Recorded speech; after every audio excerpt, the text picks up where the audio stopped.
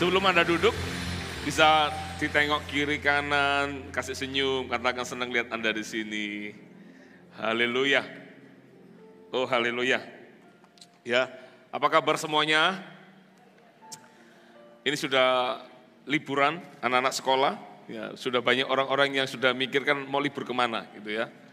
Tapi mengingat situasi ekonomi yang ada, lebih baik ditahan dulu liburan. Ya, beruntungnya ada di Bali, jadi nggak perlu liburan, sudah ada liburannya ya. Tinggal pilih mau ke pantai, mau ke gunung. Ya, mall nggak besar-besar, puji Tuhan. Mallnya semakin besar, tambah pengeluaran besar, ya. Tapi karena mallnya nggak banyak, ya puji Tuhan juga, ya.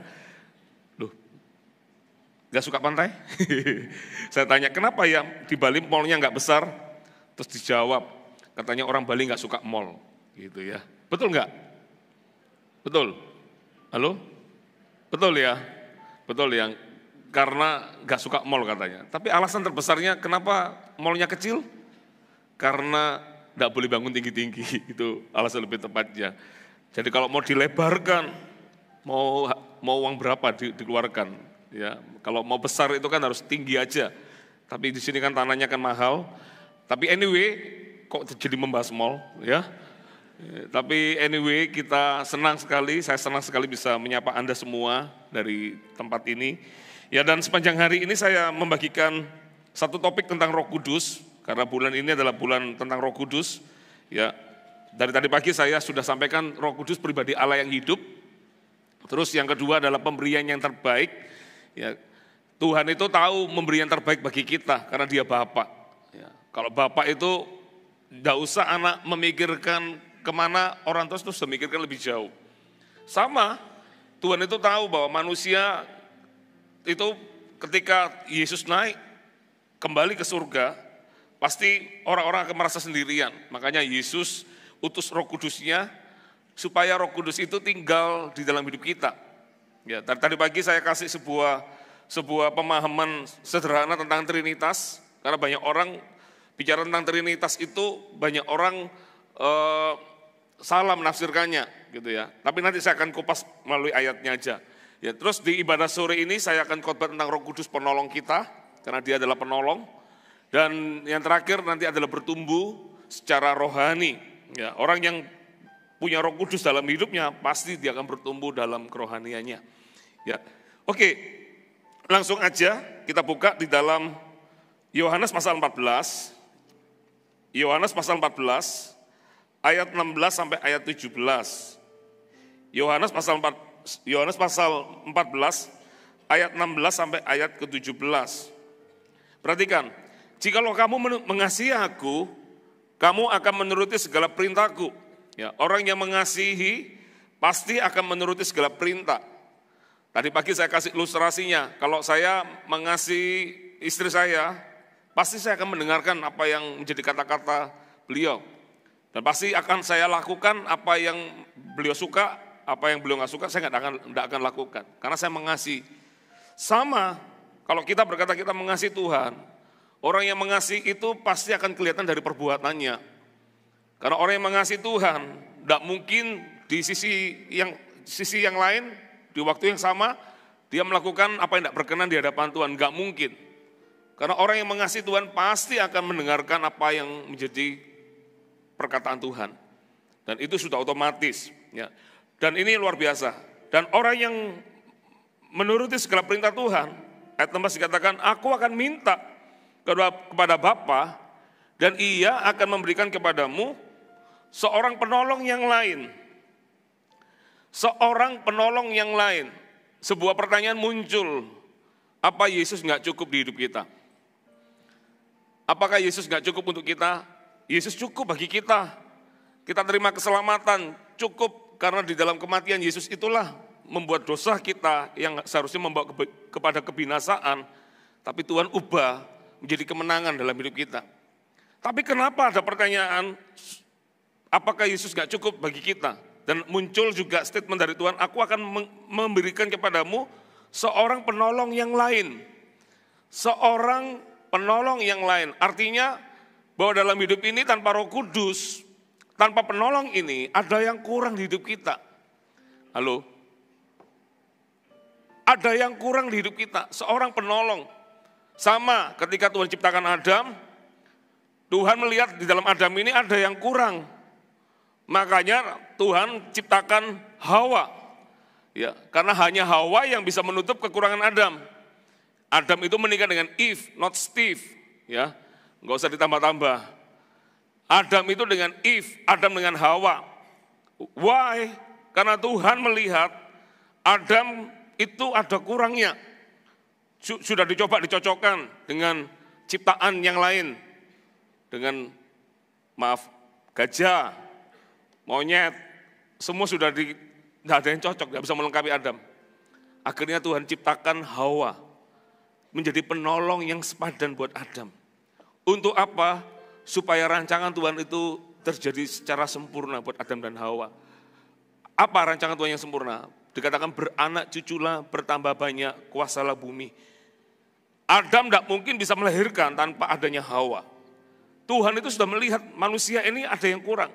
Sama ketika Yesus naik ke surga, Yesus sudah melihat potensi bahwa murid-murid akan bisa menjadi murid-murid akan kembali ke jalan yang lama lagi, ke kehidupan yang lama lagi. Makanya Yesus perlu kirimkan rohnya, Roh Kudus, untuk dia datang, tidak cuma ada dengan kita, tapi dia ada di dalam hidup kita dan menyertai kita selama-lamanya. Sampai di sini bisa tangkap sesuatu enggak, saudara? Tadi saya kasih perlambangan. Allah Bapa, Allah Putra, Allah Roh Kudus itu jangan salah ya. Banyak orang salah. Karena ada yang berkata gini, Allah Bapa, Allah Putra, Allah Roh Kudus itu kayak saya, Samuel. Saya seorang gembala, sudah menjadi mewakili satu orang ya. Saya juga seorang suami, Pastor Lani, ya kan, sudah satu orang lagi. Saya adalah papanya Kathleen. Kalau ngomong Kathleen, orang masih ngelihat mirip mamanya ya. Seorang papanya Kenneth Owen Sam. Suatu hari anak saya sekolah, anak saya lagi ketemu sama jemaat, langsung jemaat bilang gini, oh saya tahu ini papanya siapa. Katanya wajahnya mirip ya. Tapi sekarang mirip dua-dua sekarang ya. Mirip Kathleen, mirip saya Kathleen wajahnya, langsung orang tahu. Nah, dari mana kok jadi hilang saya ngomong gini? Gara-gara ngomong mirip ini. Seorang papa. Tadi seorang gembala, seorang suami, seorang papa. Kalau Tuhan Allah Bapa, Allah Putra, Allah Roh Kudus dilambangkan seperti ini, tidak mewakili saudara. Karena ini satu pribadi, cuma 3 fungsi. Sedangkan Trinitas itu seperti segitiga. Setiap garis yang ditarik itu mewakili satu pribadi. Kalau saya punya segitiga, saya tarik satu garis, orang akan berkata satu garis. Satu garis saya tarik lagi, satu garis juga. Satu garis saya tarik lagi, satu garis. Tapi dalam satu kesatuan, itu Allah Trinitas. Ada Allah Bapa, Allah Putra, Allah Roh Kudus. 3 pribadi, tapi dalam satu esensi. Sampai di sini bisa nangkep sesuatu enggak? Makanya ketika Tuhan berkata, aku akan mengirimkan penolong yang lain. Artinya itu di luar Yesus. Meskipun Yesus dan Bapa dan Roh Kudus adalah satu. Aku akan mengirimkan penolong yang lain. Saya berdoa ya supaya kita bisa menangkap ini. Karena bicara tentang Roh Kudus, banyak orang itu menomorduakan Roh Kudus. Jarang orang menyebut Allah Roh Kudus. Kebanyakan kita mesti menyebutnya kalau doa Tuhan, Bapa, meskipun tujuannya sama. Tapi pada Roh Kudus itu yang diberikan kepada kita, menyertai kita. Bisa tangkap ini enggak? Orang itu banyak sekali menomorduakan Roh Kudus. Kalau Roh Kudus itu tidak penting bagi kita, ngapain dia dikirim untuk kita? Sampai Tuhan berkata, aku minta penolong yang lain. Karena Tuhan tahu manusia tanpa Roh Kudus, muridnya tanpa Roh Kudus, ada sesuatu yang kurang di situ. Namanya penolong, sama seperti yang saya katakan Adam butuh Hawa, ada yang butuh tolong. Tapi yang ini lebih vital lagi, karena ini bicara tentang Tuhan hadir di dalam hidup kita. Yesus secara manusia ada dagingnya terbatas. Makanya Yesus harus kembali karena tugas Yesus jelas. Dia menjadi manusia, dia mati di kayu salib, dia bangkit pada hari ketiga, dan dia menampakkan berulang-ulang menunjukkan bahwa maut tidak berkuasa atas hidupnya. Dan 40 hari kemudian, dia terangkat ke surga disaksikan oleh 500 orang. Dan Yesus jelas berkata kepada murid-muridnya, nantikanlah aku, jangan kemana-mana. Kamu pergi ke loteng atas itu. Nanti akan terjadi pencurahan Roh Kudus, tunggu di situ. 500 yang melihat Yesus terangkat di surga, 500 yang mendengar perkataan itu. Tapi hanya 120 yang ada di loteng atas. Kenapa 120? Di mana 360? Nggak banyak orang bisa menantikan janji Tuhan. Tapi untuk yang 120 itu termasuk 12 murid inti, mereka jadi orang yang sangat berbeda. Pelayanan mereka beda banget. Ya, kita enggak kenal Simon Petrus yang menyangkal Tuhan lagi. Kita enggak dengar Thomas yang tidak percaya lagi. Thomas itu mati di India. Ya, dia menyerahkan nyawanya. Kita enggak dengar lagi murid yang lain tiba-tiba bertanya lagi tentang Tuhan. Enggak. Kenapa? Mereka berani sekali bersaksi karena ada Roh Kudus yang menyertai. Saudara, Roh Kudus adalah roh penolong buat kita. Allah Roh Kudus, jamah hatiku, buka hatimu dengan harapanmu, rindu selalu. Ini kunci apa tuh ya? Dari tadi pagi saya kayak merasa ini kuncinya sangat tinggi sekali. Kunci apa dan kita nih Dan? Hah? F. Oh haleluya. Bisa main di D soalnya. Makanya nggak apa-apa dan nggak usah diturunkan nggak apa-apa dan. Tapi memang saya merasa ini nadanya di mana ini ya? Saya tahu nada tapi saya nggak expert seperti pemain-pemain musik kita luar biasa. Ya, pokoknya saya kerasa ini nadanya bukan nada saya ini tinggi sekali. Nah, Allah Roh Kudus itu pribadi Allah yang hidup. Ketika kita melihat ini, maka ini yang harus kita punya. Kita minta dia tinggal di hidup kita. Coba perhatikan ya. Aku akan minta kepada Bapa dan ia akan memberikan kepadamu seorang penolong yang lain. Perhatikan kata-kata ini. Supaya ia menyertai kamu selama-lamanya. Ya. Gimana caranya dia bisa menyertai kita selama-lamanya? Tadi di ibadah kedua saya bilang. Ibadah kedua atau ibadah satu lupa saya ya, antara ibadah satu atau ibadah kedua. Salah satu cara untuk Roh Kudus tinggal dalam hidup kita, selain ada kerinduan dan kehausan, yang kedua adalah kita punya kekudusan. Kita nggak bisa hidup sembarangan. Makanya saya katakan orang yang percaya Roh Kudus, pasti hidupnya akan dijaga. Kita nggak bisa main gereja-gerejaan atau main tuan-tuanan, nggak bisa. Banyak orang ke gereja belum tentu hidupnya dalam kebenaran. Tapi di luar gereja pasti juga nggak akan terima kebenaran. Dia nggak dengar apa-apa. Kecuali kalau memang Roh Kudus datang di hidup orang itu, maka pasti orang itu bisa akan mengalami perubahan. Tapi orang ke gereja pun aja belum tentu hidupnya dalam kebenaran. Kalau dia nggak sadar diri bahwa dia adalah bait suci Tuhan, maka Roh Kudus tidak akan bisa tinggal di dalam hidupnya. Kalau dia nggak jaga hidup. Bisa tangkap ini saudara. Aku akan minta kepada Bapa dan ia akan memberikan kepadamu seorang penolong yang lain. Supaya ia menyertai kamu selama-lamanya. Yaitu roh kebenaran. Dunia tidak dapat menerima dia. Sebab dunia tidak melihat dia. Dan tidak mengenal dia. Ya, tidak banyak orang bisa percaya kepada Roh Kudus. Karena dia nggak kelihatan. Tapi dia bisa dirasakan kehadirannya. Makanya dunia ini ngomong apa ya, apalagi kalau ngomong karunia bahasa roh, bahkan ada orang yang mencibir, nganggap ini ngomong apa, bahkan dipleset-plesetkan segala macam. Anda coba nanti cari di rumah sendiri, karunia bahasa roh, ada itu berkata-kata dalam roh. Nanti saya jelaskan juga beberapa mungkin. Ada orang nggak percaya itu, ada yang berkata bahasa roh itu hanya di zaman itu aja. Bukan. Dia menyertai kita selama-lamanya. Salah satu tanda orang dibaptis Roh Kudus, selain dia punya karunia roh ada 9, ada karunia bernubuat, ada karunia berkata-kata pengetahuan, ada karunia iman, ada karunia mengadakan mujizat, ada karunia berkata-kata dalam bahasa roh. Tapi kalau orang dibaptis dalam Roh Kudus, tanda-tanda berikutnya juga adalah dia terima buah roh juga, menghasilkan buah roh dalam hidupnya. Yang dulunya dengki, iri hati, amarah, ya tadi pagi saya banyak kupas itu. Yang suka pencideraan, suka hidup dalam kedagingan, maka diubah. Orang terima baptisan Roh Kudus, hidupnya pasti diubah. Lebih sabar, karena buah roh bicara tentang kesabaran, kasih, apa? Sukacita, apa? Hah? Apa? Damai. Terus apa lagi? Kesabaran. Sabar itu suwe. Apa lagi? Hah? Kelemah lembutan. Apa lagi? Hah? Murah hati. Ya, hebat-hebat, pintar-pintar, kasih tepuk tangan bagi teman-teman di sini ya. Pasti itu kan menyertai. Manusia ini pada dasarnya dagingnya lebih dominan.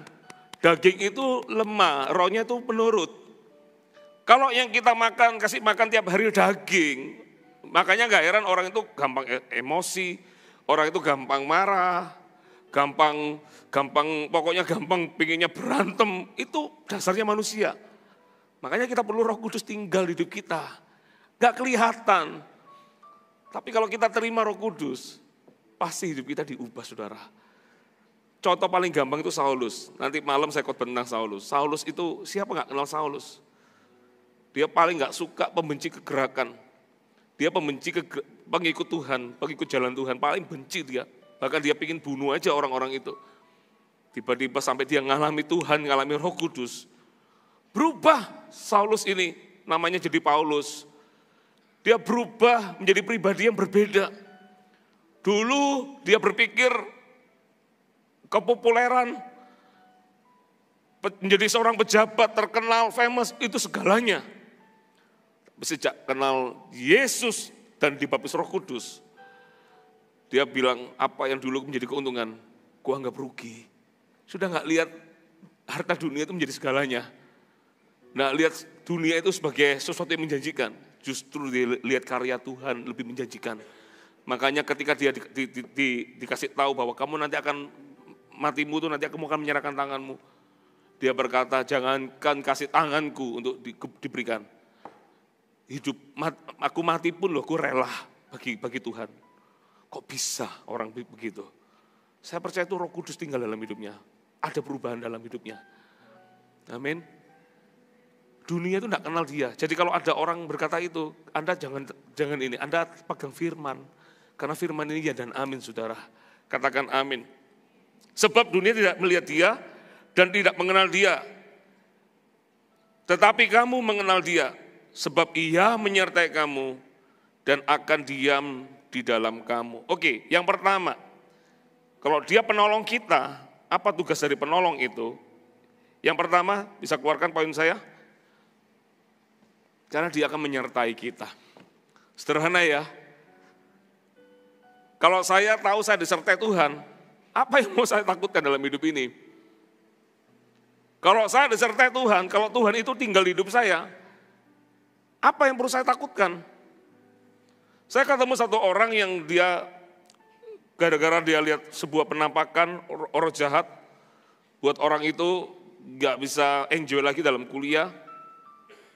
Terus dia gak mau kuliah lagi, dia tiap hari cuman menangis, tiap hari cuman pokoknya menangis, memukul diri, gak mau kuliah, gara-gara lihat setan. Ketakutan. Ketemu saya masih ingat, belum dia sudah kasih disclaimer, pasti Om juga gak percaya sama saya. Saya bilang, kamu cerita aja, saya gak akan sanggah kamu. Dia cerita tentang dia pertama kali lihat setan itu menakut-nakutin dia sehingga akhirnya dia gak mau sekolah. Padahal anak pintar, anak perempuan ini pintar segala macam. Begitu dia selesai cerita, saya ngomong sama dia, saya percaya ada setan di dunia ini. Kalau kita nggak percaya ada setan di dunia ini, buktinya di Alkitab kita juga ditulis ada setan kok. Iya kan? Dan setan itu levelnya juga ada yang level tinggi, karena mereka semua dari malaikat yang jatuh. Nah, saya bilang, saya percaya ada setan.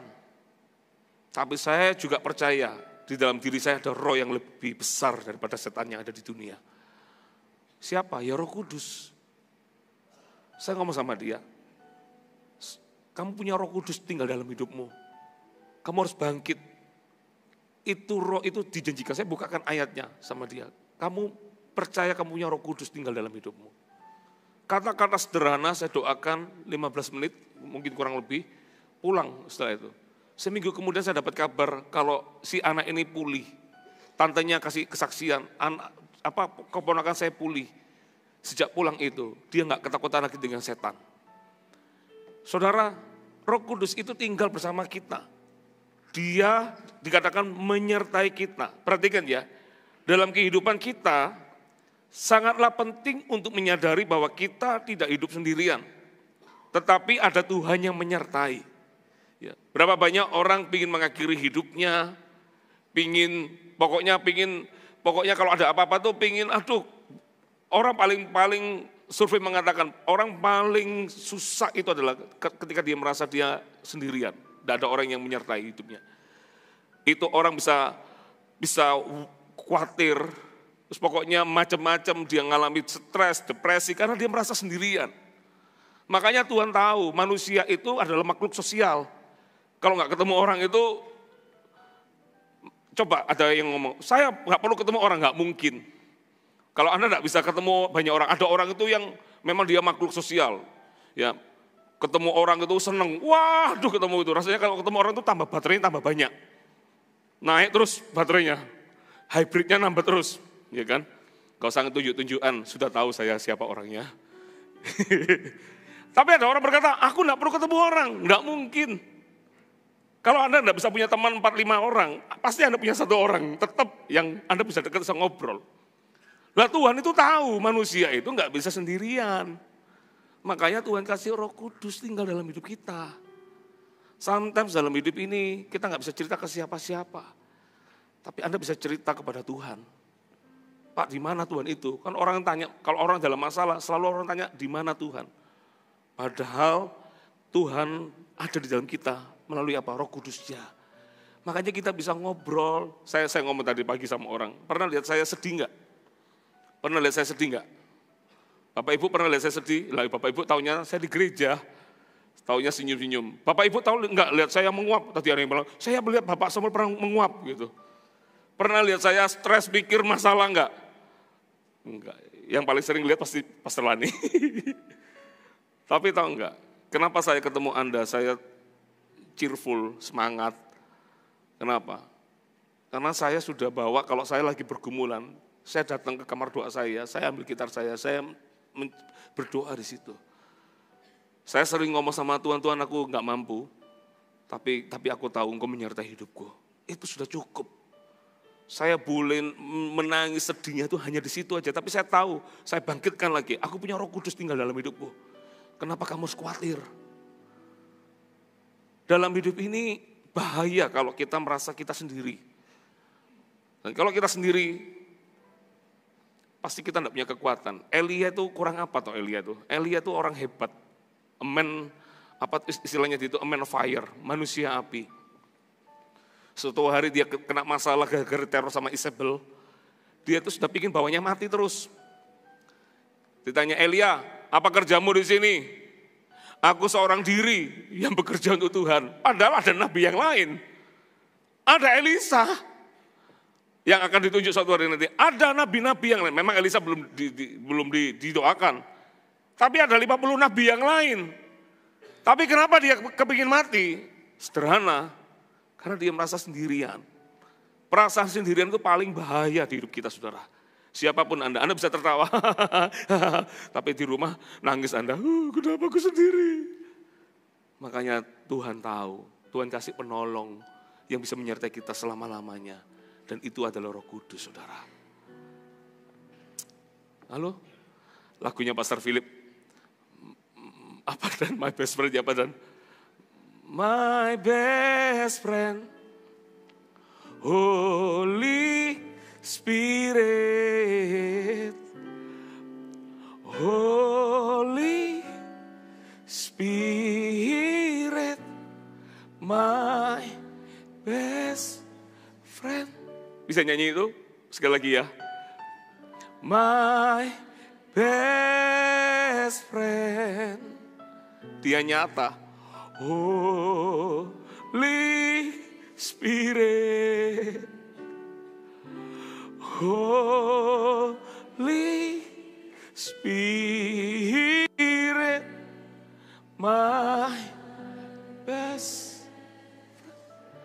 Saya nyanyi ini ya, kepintar haru loh. Mata sudah berkaca-kaca ini. Ya, langsung lihat Anda kayak ada kemuliaan Tuhan gitu. Mata saya sudah terharu. Tahu enggak? Yang buat saya terharu cuma satu. Aku disertai Tuhan.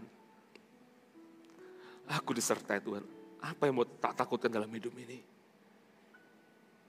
Kalau Dia ada bersamaku, siapa lawanku, kata Paulus. Siapa? Hai maut, hai sengat maut, di mana sengatmu? Hai maut, di mana sengatmu? Orang yang punya Tuhan dalam hidupnya, dia tidak perlu khawatir apapun juga. Amin. Amin. Jemaat GMS tidak boleh ada satu orang pun pulang dari tempat ini merasa, di mana ya yang lain? Anda punya Tuhan. Anda punya Tuhan. Tuhan cukup bagi Anda dan saya. Kita tidak perlu yang lain. Apalagi kalau Anda mendengar ini, kamu akan menerima kuasa, Kisah 1 ayat 8. Jikalau Roh Kudus turun ke atasmu. Kata kuasa keluar dari kata dunamos. Kata dunamos keluar dari kata ini. Yang pertama, kata dunamos itu keluar dari kata inherent power, kekuatannya melekat. Tahu kekuatannya melekat? Kisah Para Rasul pasal 5 ayat 15, coba dibuka ayatnya. Kisah Para Rasul pasal 5 ayat 15. Ini Petrus berjalan. Dikatakan begini, bahkan mereka membawa orang-orang sakit keluar ke jalan raya dan membaringkannya di atas balai-balai dan tilam.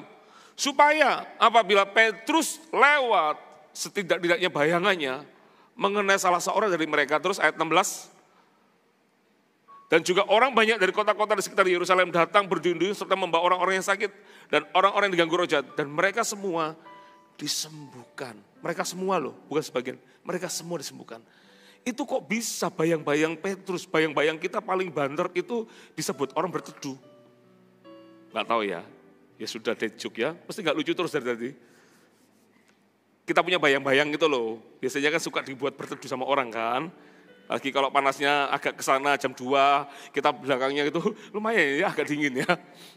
Bayang-bayang kita tuh hanya paling top itu untuk bisa membuat orang bahagia sedikit gitu loh. Tapi bayang-bayang Petrus, itu bisa menyembuhkan orang. Itu bukan bayang-bayang Petrus, itu kuasa Roh Kudus. Orang kalau dipenuhi Roh Kudus, ada power, itu menyertai hidupnya. Makanya,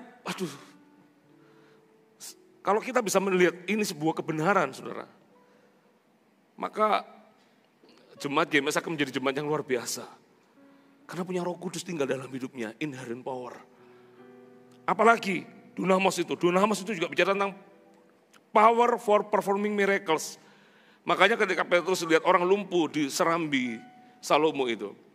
Dia berkata, Mas perak aku tak punya, tapi apa yang kupunya kuberikan kepadamu. Dibangkitkan. Dorcas, mati Dorcas itu. Teman-teman Dorcas kasih berita kepada Petrus, tolong bangkitkan Dorcas atau Tabita ini. Dia ini orang baik sekali, ini ditunjukin lagi baju-baju yang dibuatkan Dorcas. Ini loh baju-baju dibuatkan Dorcas. Petrus datang ke situ, bangkitkan Dorcas dari kematian. Itu salah satu kuasa Roh Kudus, saudara. Makanya penyihir namanya Simon, ketika lihat Petrus tumpah tangan orang terima baptisan Roh Kudus, langsung si Simon ini kepingin, dia tawarkan dengan uang. Sampai Petrus berkata, nyala engkau. Apa itu kata-katanya saya lupa pokoknya. Nyala engkau dengan uangmu. Kayak binasalah engkau dengan uangmu. Kamu kira karunia karena uang? Bukan. Karunia diberikan itu karena kita percaya yang pertama. Yang kedua karena kita menjaga hidup. Maka dia tinggal di hidup kita. Aduh apa yang perlu takutkan di hidup ini. Bisa tangkap ini enggak? Bayangin ya kalau kita disertai kuasa itu. Ada power for performing miracles. Makanya kalau Anda lihat ada kita mendoakan orang sakit sembuh itu bukan kita. Itu pekerjaan Roh Kudus. Karena dia tinggal bersama kita. Amin. Masih momor. Yang ketiga, orang mengalami kata dunamos itu juga dikatakan sebagai moral power and excellence of soul. Jiwanya menjadi jiwa yang excellent. Paulus itu bisa berdiri di Agripa. Sampai Agripa berkata, aku sedikit lagi ini sudah hampir percaya gara-gara perkataanmu. Orang kalau punya Roh Kudus dalam hidupnya, ada power, ada kuasa yang membuat jiwanya itu menjadi excellent. Makanya orang kalau terima Roh Kudus, bagaimana bisa Petrus berkhotbah 3.000 orang Yahudi bertobat, itu enggak gampang. Orang Yahudi itu enggak gampang dipercayakan. Tapi kalau dia bisa berkhotbah 3.000 orang, tiba-tiba dia berkata, apa yang harus kami perbuat? Padahal mereka tahu ini orang-orang tak terpelajar, mungkin dipandang sebelah mata. Apa yang harus kami perbuat? Petrus berkata, berilah dirimu dibaptis. Berilah dirimu bertobat. Apa kata-katanya? Kok jadi lupa saya. Pokoknya berilah dirimu dibaptis. Bertobatlah dan berilah dirimu dibaptis. Langsung sejak itu, orang-orang itu memberikan diri mereka dibaptis dan mereka bergabung dengan murid-murid. Kok bisa? Karena mereka lihat jiwa yang berbeda. Orang kalau dibaptis Roh Kudus, beda hidupnya. Pasti beda. Apalagi dunamis itu. Dunamis itu bicara tentang power and resources arising from numbers. Jadi kita diberkati dengan angka. Makanya enggak heran di Kisah Para Rasul jumlah mereka ditambah-tambahkan. Boom, namanya tuh enggak sedikit loh. Itu ketika Petrus habis bangkitkan orang lumpuh berjalan itu, terus orang lumpuh itu lompat-lompat ngikutin Petrus terus. Petrus berkata, ini bukan kami. Bukan karena kesalahan kami. Tapi karena nama Yesus itulah, dia bersaksi tentang Yesus. Gara-gara orang lumpuh ini berjalan, Alkitab mengatakan mereka ditambah 5.000 orang laki-laki, saudara. 5.000 laki-laki. Dia berkhotbah ketika pencurahan Roh Kudus, 3.000 orang bertobat. Tapi ketika dia bersaksi tentang Yesus karena orang lumpuh berjalan, Alkitab yang mengatakan dia ditambah 5.000 laki-laki. Ada angka-angka yang signifikan yang Tuhan tambahkan di hidup kita. Kita punya connect group. Kalau connect group kita nanti boom itu bukan karena ramah tamanya, karena tiap hari menunya selalu berbeda. Hari ini gorengan, besoknya bakso. Kemarin kita makan bakso, anak saya yang nomor 1 kirim foto bakso juga. Adiknya tanya, loh kok ada bakso di situ? Biasa ibu-ibu Indonesia pintar buat masakan yang nggak ada di situ, dimasakkan. Bukan itu yang buat orang tertarik datang. Dan orang kalau cuma datang, cuma tertariknya karena makanan, nggak langgeng. Tapi kalau itu bicara tentang Roh Kudus, orang itu bisa ditambahkan dan orang itu bisa bermultiplikasi. Karena itu adalah kuasa Roh Kudus, saudara. Amin. Allah Roh, Allah. Kok jadi falas saya? Jamah hatiku dengan urapanmu, rindu selalu dekat denganmu, tinggal di hadi. Itu belum lagi kalau saya bilang tentang perbuatan karunia roh, macam-macam. Coba ya, dengan cepat aja ya. 1 Korintus 12 ayat 4 dan ayat 11. 1 Korintus 12 ayat 4 sampai ayat 11. Ada rupa-rupa karunia tetapi satu roh. Dan ada rupa-rupa pelayanan tetapi satu Tuhan. Dan ada berbagai-bagai perbuatan ajaib tetapi Allah adalah satu yang mengerjakan semuanya dalam semua orang. Tetapi kepada tiap-tiap orang dikaruniakan pernyataan roh untuk kepentingan bersama. Sebab kepada yang seorang roh memberikan karunia untuk berkata-kata dengan hikmat. Dan kepada yang lain roh yang sama memberikan karunia berkata-kata dengan pengetahuan. Luar biasa loh kalau kita punya kata-kata hikmat, kata-kata pengetahuan. Daniel itu bisa menjadi Perdana Menteri abadi. Rajanya boleh berganti 3 kali. Daniel tetap menjadi orang kepercayaan. Kalau Anda baca kenapa Daniel menjadi orang kepercayaan di zaman itu. Karena dia adalah berhikmat. Salomo menjadi kaya itu bukan karena dia pintar. Gara-gara dia minta sama Tuhan kasih aku hikmat. Bayangin, salah satu tanda orang punya Roh Kudus tinggal dalam hidupnya, dia dikasih karunia hikmat. Memang tidak semua, tiap orang punya karunia diberikan masing-masing kata Tuhan. Tapi karunia hikmat itu, bersyukur kalau kita punya karunia hikmat. Baik dalam mengatur rumah tangga, mengatur pekerjaan, pelayanan, kita perlu hikmat dari Tuhan. Dan kalau kita ada hikmat dari Tuhan, apa yang mau kita takutkan? Halo? Bisa tangkap ini enggak? Dan kepada yang lain roh yang sama memberikan karunia berkata-kata dengan pengetahuan. Kepada yang seorang yang sama memberikan iman. Dan kepada yang lain ia memberikan karunia untuk menyembuhkan. Kepada yang seorang roh memberikan kuasa untuk mengadakan mujizat. Dan kepada yang lain ia memberikan karunia untuk bernubuat. Dan kepada yang lain lagi ia memberikan karunia untuk membedakan bermacam-macam roh. Kepada yang seorang ia memberikan karunia untuk berkata-kata dengan bahasa roh. Dan kepada yang lain ia memberikan karunia untuk menafsirkan bahasa roh itu. Tetapi semuanya ini dikerjakan oleh roh yang satu dan yang sama yang memberikan karunia kepada tiap-tiap orang secara khusus seperti yang dikehendakinya. Luar biasa, banyak manifestasi Roh Kudus yang bisa kita alami, yang bisa kita dapatkan ketika kita terima Roh Kudus dalam hidup kita, saudara. Pertanyaan saya sederhana, Anda yakin enggak Tuhan menyertai kita? Lewat apa? Lewat apa? Lewat doa tadi pagi, Pak, saya berdoa, saya merasa Tuhan ada bersama saya. Lewat apa? Itu Roh Kudus. Makanya ada orang berkata selamat pagi Roh Kudus. Karena dia tahu Roh Kudus itu ada bersama dia. Tinggal bersama dia. Dan kalau dia yang adalah Tuhan tinggal bersama kita, apa yang kita perlu takutkan? Amin. Kadang-kadang manusia itu lebih yakin kalau kelihatan yang backingnya itu langsung kelihatan. Padahal yang menyertai kita itu jauh lebih besar dari apapun juga. Yang percaya bahwa Roh Kudus menyertai kita, kasih tepuk tangan bagi Tuhan kita. Kenapa dia penolong kita yang kedua? Coba kita lihat yang kedua. Karena dia membantu, mana poin kedua saya? Karena dia membantu dalam kelemahan kita.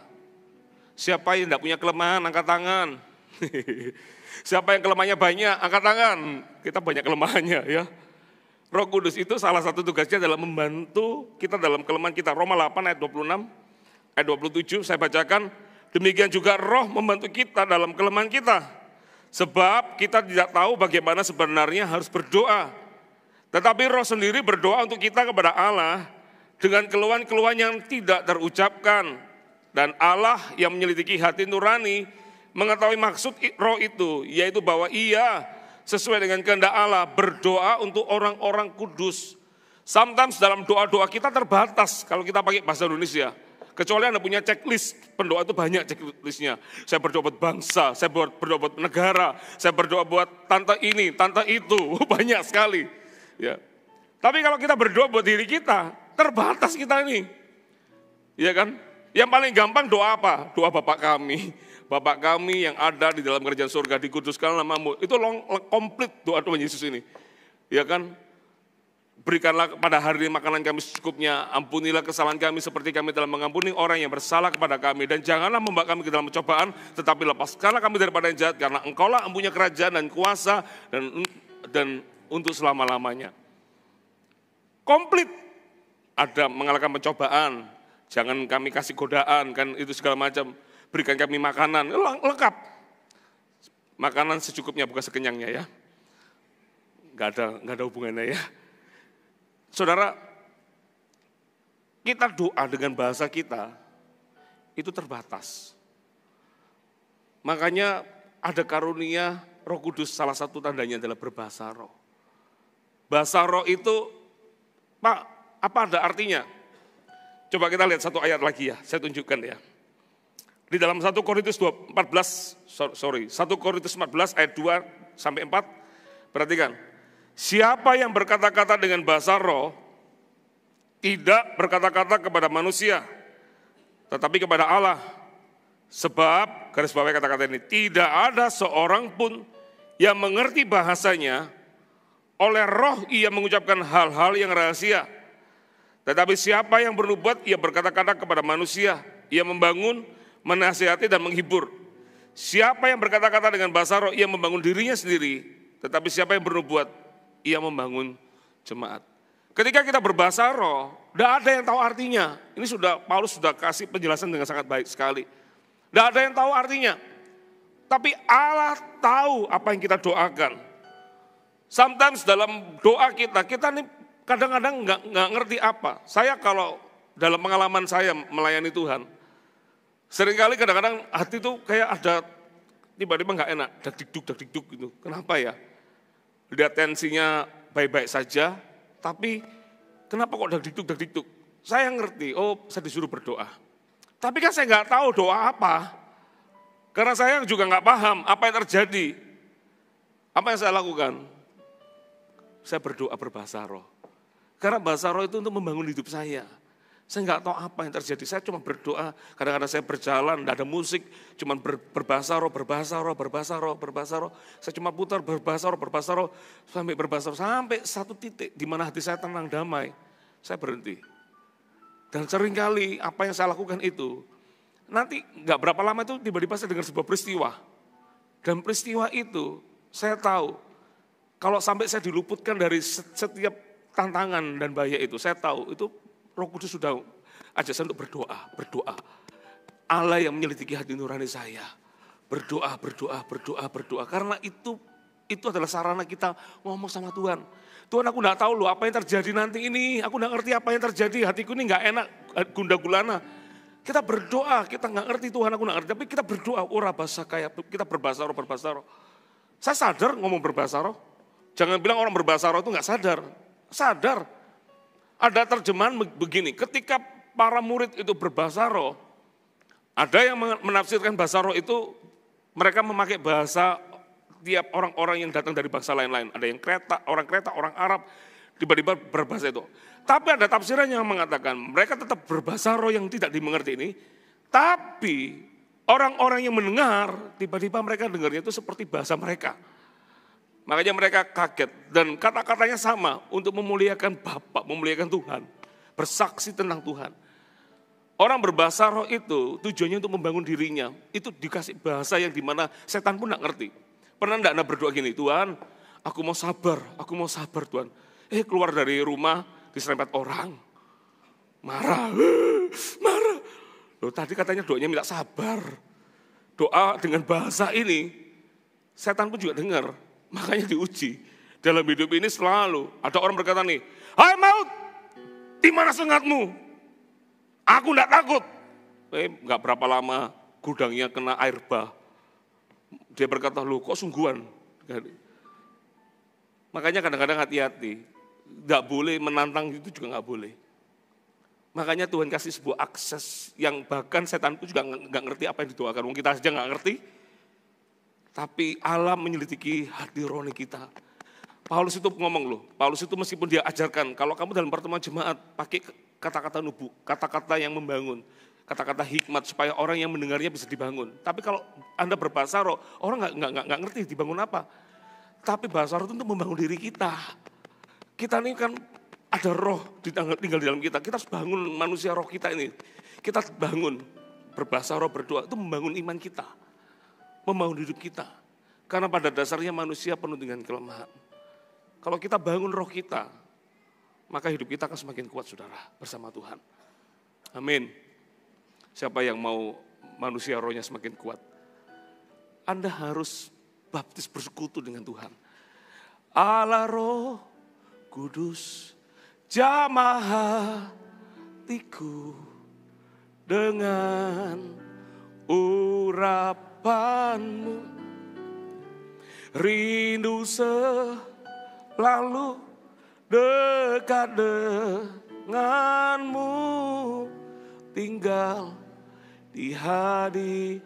Saya juga setuju kalau ada orang berkata, kalau orang berbahasa roh harus diimbangi dengan hidupnya yang berubah. Oh, totally agree saya setuju sekali. Jangan sampai kita ngomong dibaptis Roh Kudus, tapi hidupmu, maaf ya, ngemplang uang orang, janji sama orang Anda selalu lupa untuk Anda kalau hidupnya sembarangan, nggak bisa Anda begitu. Nanti jadi batu sandungan buat orang lain. Tapi orang yang belum terima bahasa roh, mungkin dia nggak bisa berbahasa roh, janganlah juga mengomongin orang, itu ngomong apa? Dipleset-plesetkan. Ada itu ayat kalau Anda baca, Paulus juga ingatkan, janganlah kamu ngomentarin orang yang berbahasa roh juga, nggak boleh. Karena itu hubungannya dia dengan Tuhan kok. Tapi orang yang mengalami baptisan Roh Kudus, hidupmu dan hidupku harus berubah saudara. Harus jadi berkat bagi Tuhan. Nggak boleh jadi batu sandungan, harus jadi berkat. Amin. Amin. Kok hanya 4 orang aja yang gini-gini, yang lain cuman ini jam paling berat ini sore hari ini. Amin saudara. Kalau kita dibaptis Roh Kudus, kalau kita berbahasa roh, hidupmu dan hidupku harus berubah loh. harus jadi berkat. Jangan sampai kita jadi batu sandungan. Ya, tapi makanya saya bersyukur, Pastor Philip pernah ngomong sama saya, kalau karunia Roh Kudus yang boleh disuruh bertahan, Pastor Philip aku minta berbahasa roh, karena itu bahasa akses kepada Tuhan. Aku minta bahasa roh, karena di 1 Korintus pasal 13 juga dikatakan bahasa roh akan berhenti. Nanti ada masa bahasa roh itu akan berhenti, kasih yang akan tetap, tapi bahasa roh yang akan berhenti. Padahal bahasa roh itu dipakai untuk kita bisa berdoa, punya akses kepada Tuhan langsung, berdoa. Ora basa kaya lama, berdoa, dibangun imannya. Aduh, perlu itu saudara. Amin. Ya, yang hari ini merasa banyak kelemahan, kabar baiknya, ada Roh Kudus tinggal dalam hidup kita, dia penolong kita, membantu kita ketika dalam kesesakan. Katakan amin. Yang ketiga, yang terakhir, Anda dapat sesuatu? Yang ketiga, dia penolong kita, kenapa? Karena dia akan memberitahukan kepada kita hal-hal yang akan datang. Senang enggak kalau bisa lihat ke depan? Senang harusnya ya. Ada karunia hikmat, pengetahuan, segala macam. Kisah Para Rasul pasal 21 ayat 11 sampai ayat 14. Dikatakan begini, ia datang pada kami, lalu mengambil ikat pinggang. Siapa ia datang ini? Adalah nabi namanya Agabus. Lalu mengambil ikat pinggang Paulus, sambil mengikat kaki dan tangannya sendiri, ia berkata, demikianlah kata Roh Kudus, beginilah orang yang mempunyai ikat pinggang ini akan diikat oleh orang-orang Yahudi di Yerusalem dan diserahkan ke dalam tangan bangsa-bangsa lain. Mendengar itu kami bersama-sama dengan murid-murid di tempat itu meminta supaya Paulus jangan pergi ke Yerusalem. Tetapi Paulus menjawab, mengapa kamu menangis dan dengan jalan demikian mau menghancurkan hatiku? Sebab aku ini rela bukan saja untuk diikat, tetapi juga untuk mati di Yerusalem oleh karena nama Tuhan Yesus. Karena ia tidak mau menerima nasihat kami menyerah dan berkata, jadilah kehendak Tuhan. Anda tahu sejak ayat ini, Paulus itu ditangkap sama orang-orang Yahudi. Dia dimasukkan dalam persidangan sampai dia diselamatkan kepala perwira, dia disesa. Intinya sampai dia dibawa ke Roma di Kisah Para Rasul pasal 28 itu. Itu lanjut terus itu. Agabus ini siapa? Agabus ini adalah orang yang penuh dengan Roh Kudus. Ada satu cerita lagi di cerita yang lain, Agabus itu bukan menafsirkan, dia bernubuat bahwa akan terjadi tahun kekeringan dan itu terjadi. Apa yang dia katakan itu terjadi. Nah kalau Roh Kudus tinggal dalam hidup kita, dia itu bisa memberitahukan kita tentang hal-hal yang belum terjadi sekarang. Itu akan terjadi di kemudian hari, itu bisa diberitahukan. Kok tahu dari mana? Coba kita lihat Yohanes 16. Coba kita lihat ya, Yohanes 16 ayat 13 dikatakan begini. Tetapi apabila ia datang, yaitu Roh kebenaran, ia akan memimpin kamu ke dalam seluruh kebenaran, sebab ia tidak akan berkata-kata dari dirinya sendiri, tetapi segala sesuatu yang didengarnya itu huruf besarnya adalah Tuhan, didengar oleh Bapa dan Tuhan Yesus, itulah yang akan dikatakannya. Dan ia, perhatikan kata-kata ini, akan memberitakan kepadamu hal-hal yang akan datang. Saya kasih contoh yang lain. Ananias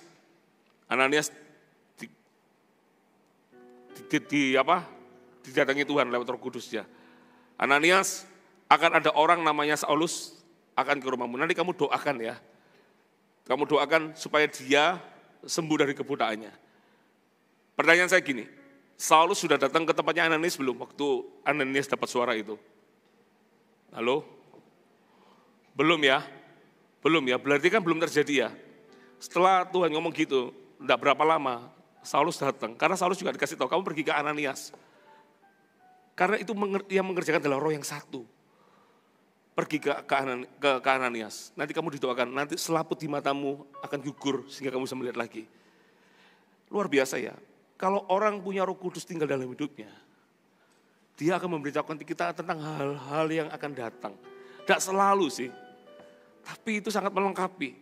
Tadi saya cerita, ketika kami menjadi gembala di kota Jember 6 tahun, suatu kali dalam doa, tiba-tiba Tuhan tuh ngomong jelas sama saya, Sidoarjo. Makanya saya katakan tadi pagi itu saya tengking, dalam nama Yesus pergi kedagingan. Kok tahu kedagingan dari mana? Saya orang Surabaya, Jember itu kotanya istri saya. Kalau saya dipindah tugas ke Sidoarjo, saya lebih dekat sama orang tua saya. Saya Pak Tengking, pergi dalam nama Yesus, kedagingan. Tapi saya tahu, tapi damai tentang Sidoarjo ini. Aneh, kata-kata itu muncul, Sidoarjo, Sidoarjo. Udah, 3 bulan kemudian, saya lagi ke Surabaya, lagi beli pohon Natal bersama Pastor Lani, sampai di jalan ada bambu runcing itu, itu di mana itu, jalan apa itu, jadi lupa sama Surabaya ya. Jalan apa tuh, yang ada bambu runcing itu? Saya cuma ingat supermarketnya, ya, supermarket, di depan, nggak usah dibahas lagi ya. Ada bambu runcing di tengah-tengah itu, bangunan Sudirman ya Pak, Sudirman ya. Sampai di situ, dapat telepon dari Pastor Philip. Saya masih ingat kata-katanya beliau gini, Sam, jangan kaget ya. Lagi di mana Sam? Oh lagi di Surabaya. Jangan kaget ya. Kalau dibilang jangan kaget ya pasti lebih kaget ya, tapi jangan kaget ya. Terus Pastor Philip bilang begini, kalian siap enggak kalau kalian pindah ke Sidoarjo? Kalau dibilang kaget, enggak kaget. 3 bulan yang lalu saya dalam doa itu, Sidoarjo muncul kata Sidoarjo. Di Bali saya enggak dengar kata di Bali enggak ada. Tapi Sidoarjo itu saya jelas, Sidoarjo. Saya bilang, kalau memang Ko Philip dapat itu, saya ikut, saya siap. Karena 3 bulan yang lalu tuh sudah ngomong sama saya, Sidoarjo. Dan benar akhirnya kita menjadi gembala di Sidoarjo selama 16 tahun di Sidoarjo. Roh Kudus itu bisa memberitahukan kita hal-hal yang akan datang. Kita nggak tahu. Saya mau tutup satu lagi. Suatu hari lagi tidur ini. Tiba-tiba dalam tidur saya itu saya melihat setan maaf ya, wujudnya perempuan. Ya. Lihat setan itu, saya tengking-tengking, dalam nama Yesus. Dalam nama Yesus, gak keluar setannya. Saya tangking, dalam nama Yesus, gak keluar. Dalam nama Yesus, gak keluar. Sampai bangun tidur. Apa ya ini ya? Tidur lagi. Mimpi yang sama lagi. Bersambung mimpinya ternyata, to be continue. Tangking lagi, dalam nama Yesus, dalam nama Yesus. Kali ini saya gak bangun, dibangunkan istri saya. Kok kamu ngapain? Kok ngomong dalam nama Yesus, dibangunkan Pastor Lani. Bangun. Saya tanya sama. Oh saya ngerti. Ini sama kayak Petrus lapar, tiba-tiba dia dapat penglihatan, suruh makan yang haram. Apa ini maksudnya? Kan gak ngerti, orang Yahudi disuruh makan yang gini, ini main-main, ini gak bisa ini. Tapi sampai 3 kali kan dikatakan, makanlah, Petrus makanlah. Ternyata dia disuruh melayani Kornelius. Dan ketika dia melayani Kornelius, lebih kaget lagi, dia bersaksi tentang Tuhan Yesus. Baptisan Roh Kudus datang ke Kornelius. Sampai Petrus berkata ini orang-orang di luar bangsa Yahudi, karena Petrus gak dipanggil untuk orang Yahudi, Paulus dipakai untuk bangsa-bangsa lain, Petrus untuk orang Yahudi. Tapi langsung melihat gitu, langsung Petrus berkata, ini loh sudah terima baptisan Roh Kudus, apa halangannya untuk dibaptis selam, kata Petrus itu. Tuhan itu bisa lihat ke depan. Nah kembali ke cerita saya tahu, oh saya lagi pasti ada sesuatu ini. Akhirnya apa, itu saya bangun, segitu saya nggak boleh tidur lagi, saya harus bangun. Apa? Saya berdoa. Makanya kadang-kadang kalau ada sesuatu, mungkin kita tidak paham, itu Tuhan suruh kita berdoa, dibiarkan. Saya doa, saya doa. Jadi saya jadi bangun berdoa, karena tidak bisa jenis kayak begini, nggak bisa di tempat tidur lagi, bisa ketiduran. Harus bangun, berdoa, berbahasa roh, berdoa, berbahasa roh. Ternyata malam saya dengar kabar, ada sebuah masalah yang cukup besar. Dan itu berhubungan dengan perempuan. Perempuan, saya nggak bisa ceritakan masalahnya apa, tapi intinya malam itu terjadi kekacauan, tapi juga sekaligus terjadi pemulihan. Langsung saya dapat peneguhan, itu loh yang kamu doakan tadi malam, rohmu yang berdoa itu, kamu dalam nama Yesus, dalam nama Yesus, dalam nama Yesus, ternyata kamu berdoa tentang sesuatu ini. Dan puji Tuhan, apa yang terjadi? Berhenti. Satu cerita lagi boleh? Malam-malam saya suatu hari, waktu itu masih sekolah misi. Malam itu tiba-tiba hati gak enak. Saya tahu ada sesuatu, tapi saya gak ngerti apa ini. Saya berdoa berbahasa roh. Saya tinggal di sebuah mes di dekat gereja GMS waktu itu, ada mesnya. Saya tinggal berdua sama satu teman full time. Saya tuh berdoa di situ, apa ya saya gak tahu. Tapi saya tahu ini ada sesuatu yang saya gak ngerti. Ke depan ini apa gak ngerti. Tapi saya berdoa, membantu dalam kelemahan. Saya berdoa, berbahasa roh. Malam itu saya tiba-tiba dikabari papa saya. Itu doa saya dini hari ini, besoknya. Papa saya cerita, papa saya itu sama orang dikalungi sama celurit. Celurit itu sudah dibuka dari sarungnya, sudah di leher papa saya. Papa saya sudah bilang, kamu kalau mau bunuh saya silahkan. Tiba-tiba orang yang sama, celuritnya diambil lagi, nggak jadi, dimasukkan sarung lagi, minta maaf, dan dia pulang dari rumah saya. Papa saya ketika cerita itu, mungkin Anda berpikir itu kebetulan ya. Saya percaya enggak ya. Karena Roh Kudus itu nyata. Dia Allah Roh Kudus. Dia itu nyata, senyata itu. Makanya ketika saya dengar itu, saya tahu. Itu pasti gara-gara doa tadi malam itu, yang saya nggak boleh tidur itu, saya doa. Ternyata ini peristiwanya. Itu beberapa kali saya ngalamin begitu, saudara. Makanya Roh Kudus itu adalah pemberian yang terbaik buat kita, saudara. Kalau Anda dan saya percaya Roh Kudus tinggal di hidup kita, apa yang kita mau takutkan di dalam dunia ini? Tuhan tahu kita ini nggak bisa hidup tanpa Tuhan. Makanya Tuhan berikan Roh Kudus-Nya supaya apa? Supaya tinggal di hidup kita. Tidak tahukah kamu, kata firman Tuhan, bahwa tubuhmu adalah bait kudus Tuhan dan Roh Allah tinggal dalam hidupmu. Makanya ini dijaga bait kudus Tuhan ini. Jangan buat sembarangan. Jangan bilang bait kudus tapi ternyata kita banyak bikin rumah penyamun di sini, banyak dosa di sini. Jangan. Kalau kita mengundang Dia hadir di sini, kalau ini bait kudus kita menjaga hidup, betapa kita bersyukur kita punya Roh Kudus tinggal dalam hidup kita. Katakan amin. Siapa yang mau Roh Kudus tinggal dalam hidupnya? Kasih tepuk tangan bagi Tuhan kita. Mari kita bangkit berdiri.